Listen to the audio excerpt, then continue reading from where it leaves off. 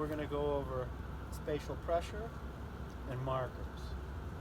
Ready, come. Good boy. Drop.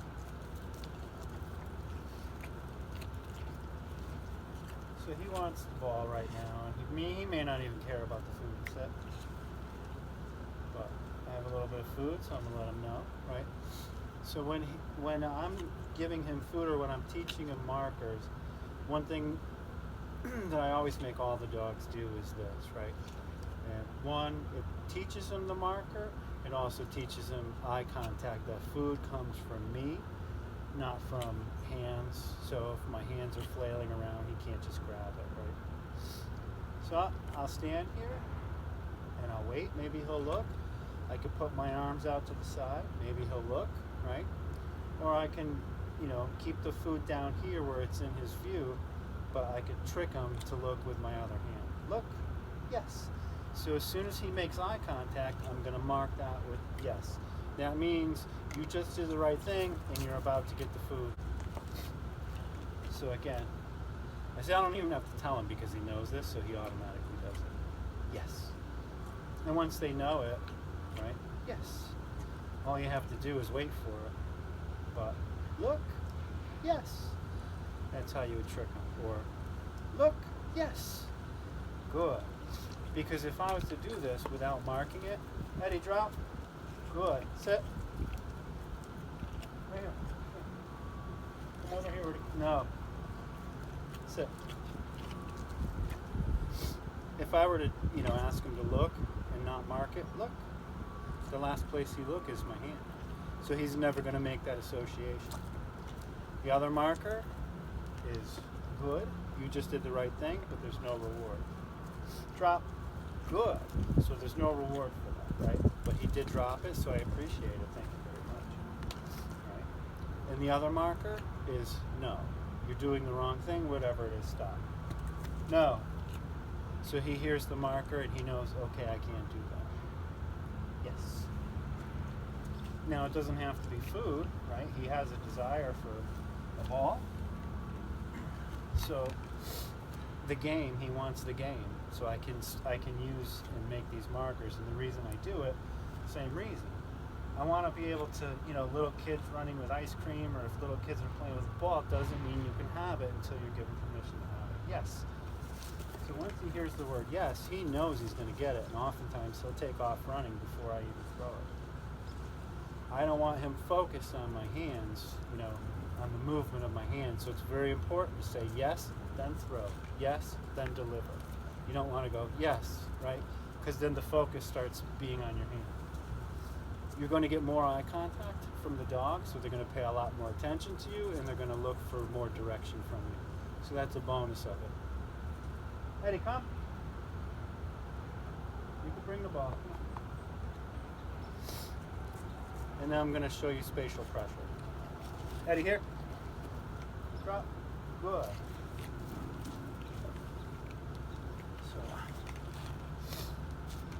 Pretty much all dogs will naturally respond in this way. He's already sitting, so I'm going to have to get him up again. But basically, when I use spatial pressure, I'm challenging the dog for authority. And it's a natural reaction when the dog is challenged to sit, to show submission, like I do not wish to challenge you. If a dog does challenge you and you go forward and use spatial pressure and they go forward as well, do not move forward, just stand your ground. Right? If you use spatial pressure and the dog doesn't sit but it moves backwards, then you can take an equal step forward. And you're just going to keep doing that until the dog sits. I did a little shot with Rosie. She tried to avoid, right? So I can't let her get away with avoiding. That's not an option. Right? She can't run away. She can't avoid. The only option I'm going to give her is to submit and give up. If not, I lose and the dog gains power and authority over me. So, Eddie, come. So you see how I don't have to say anything? I just kind of go towards, right? And I inflate myself a little bit. Good. And then the dog sits and complies. Yes. So he already knows all this stuff, which is why he's one step ahead of me, right? He knows I got to sit and I got to look. He has this little habit of going in circles. I think it's kind of adorable. And he may want to sit there and chew the ball, but he will just offer it to me. He'll just give it to me because he wants the game more than anything. So sometimes when I tell him to drop, he hesitates a little bit, and I may just give him a little vibration. Drop. Good. And once I put pressure and the dog gives up, the reward is taking the pressure off. So I just let go of the pressure. Yes.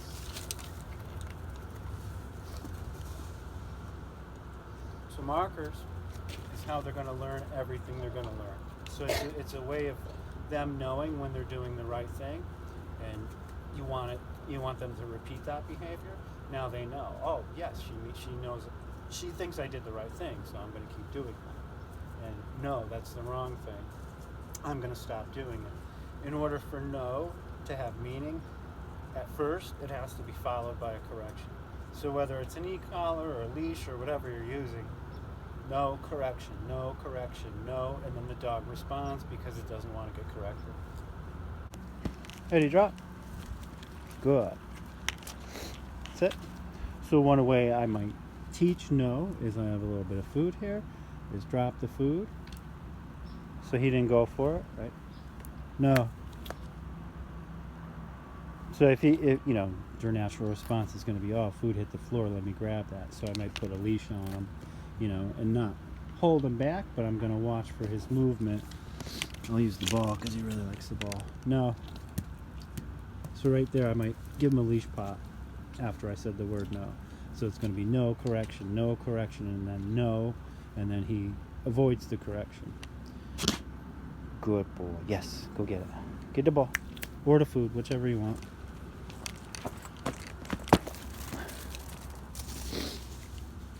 I don't know where the food went.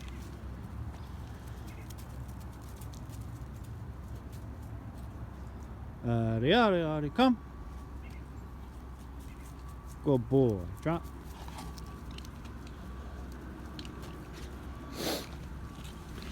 Now he really has a desire for the ball, but not all dogs do. But you could use anything that they desire, right? Leave it. So your dog could get excited because you grabbed a leash, because it knows, oh, I'm going to go for a walk, or even going near the door, like you go to open the door, the dog gets excited and pulls you out the door. So you can use it. The dog gets excited means he wants it, right?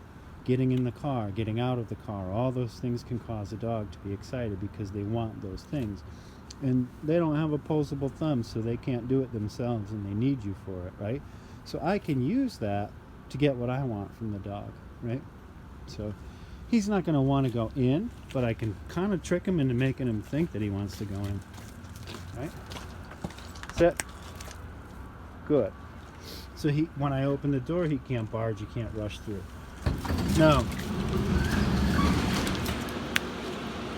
Sit. So I'm controlling this experience, and I'm getting a nice calm dog. Here. He's not going to want to go in his cage, right? But I could trick him into thinking he does. Sit. Good. House. Good. Most importantly, he does want to come out, right?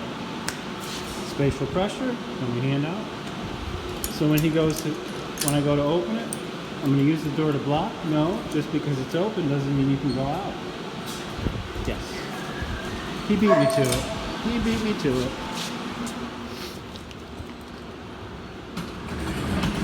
Right? It's just for, you can get the ball, go ahead. You want the ball?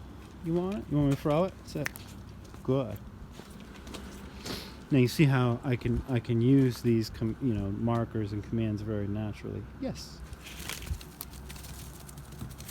It's pretty much common sense. Good boy. Good job, Eddie. Eddie. Eddie, drop.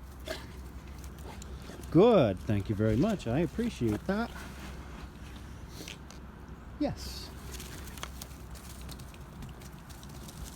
No is the toughest one because people often feel bad about correcting the dog. But it typically isn't something you always have to do, right? He is stubborn, right? He doesn't often respond very well unless he's got an e-collar on. If he's got the collar on, I don't even really have to use it. He just knows, you know. But sometimes, if it's not on, I don't really have to listen. Right? Right, Addy? Good boy.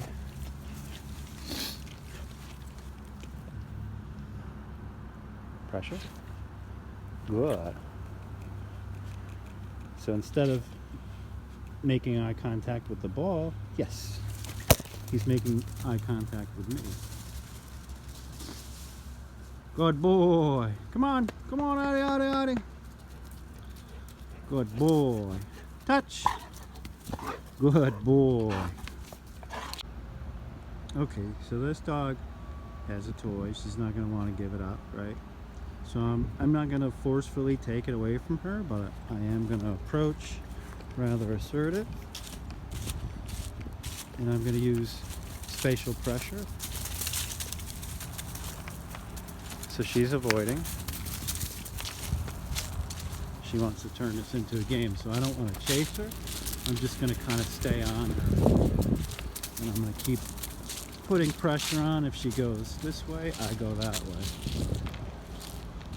So now that she's stopped, she wants this to be a game, see? We don't want to play the game.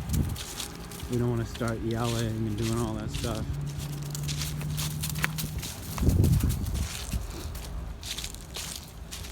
Like, she'll get tired out because she's using more energy than I am.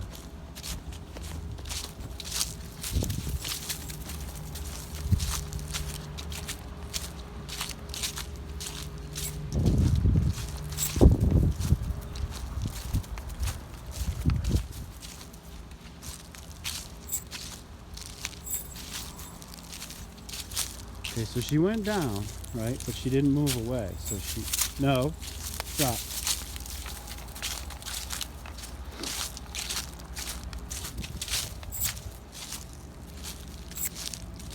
No.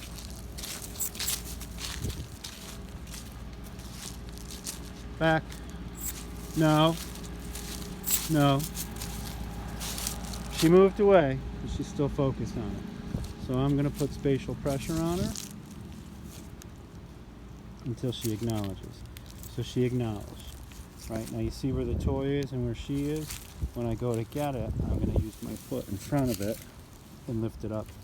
So she can't possibly get to it without going around my leg. Good. Look. No, look. Yes. You can have it. You can have it, Rosie.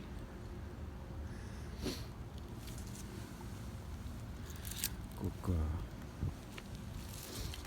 Okay, so once again, so the dogs aren't allowed to have these type of toys in their kennel for the most part because they'll swallow stuff.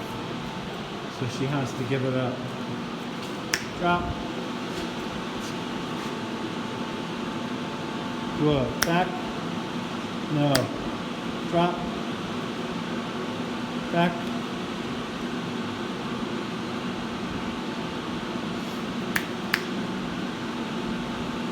Good.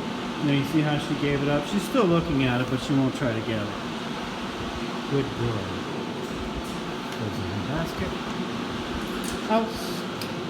Good girl, Rosie.